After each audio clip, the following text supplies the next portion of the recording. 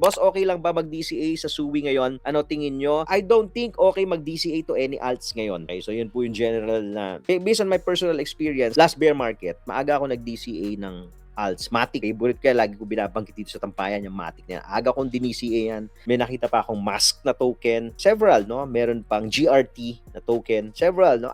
Aga namin nag-DCA noon. So look at Matic. Hindi na, nung nag-bull market, hindi na sumama sa lipad. Yung Mask, okay, hindi na rin sumama sa lipad. Ang nakakatakot nito, Tito, eto ha. If you're doing DCA sa mga altcoins now, kung yung altcoin na hawak mo, let's say for example si SUI. Let's say for example, si Bitcoin is nasa 60, let's say si SUI, magkano na ba si SUI ngayon? Silipin nga natin. SUI is at 0.83 before, ngayon ay nasa 0.96.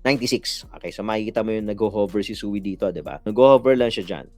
Ang problema diyan, kapag ka nag-collapse ulit si Bitcoin from right now it's hovering at 70. Pag nag-collapse si Bitcoin to 60, si SUI, baka mauna pa itong bumigay. Baka mamaya maunang bumigay ito sa 81 at bumaba ito.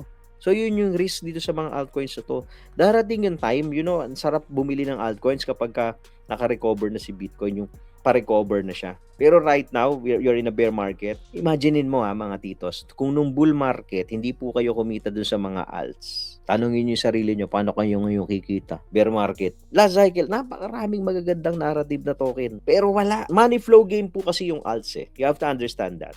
No matter what, kung ano yung fundamentals yan, sa money flow game. Pag yan hindi na ikutan ng funds, siya ang narrative natin next cycle na tinitignan about regulation, regulatory, compliance. Paano kung hindi naman mag-apply hindi maging regulated si SUI?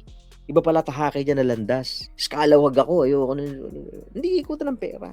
So it's too early for me. It's too early to buy any alts.